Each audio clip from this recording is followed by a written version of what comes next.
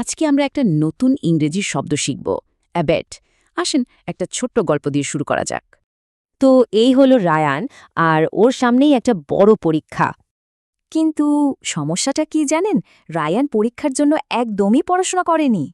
তাই ও ওর বন্ধু কবিরকে গিয়ে বলে ওকে পরীক্ষায় চিট করতে হেল্প করার জন্য। আর দেখুন, কবিরও কিন্তু এই অন্যায় কাজে সাহায্য করতে রাজি হয়ে গেল। আচ্ছা, কবির যে এই সাহায্যটা করল, এই কাজটাকে ইংরেজিতে কি বলে বলুন তো? এই কাজটাকেই বলে অ্যাবেট, মানে কোনো অন্যায় বা ভুল কাজে কাউকে সাহায্য করা।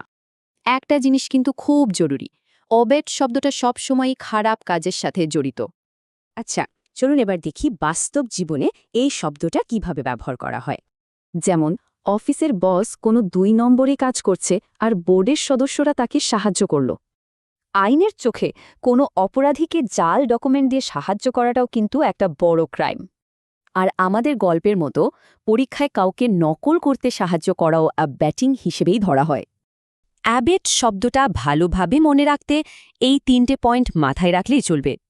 শেষ করার আগে একটা প্রশ্ন, কোনো নিয়ম যদি অন্যায় মনে হয় সেটা ভাঙতে সাহায্য করা কি ঠিক?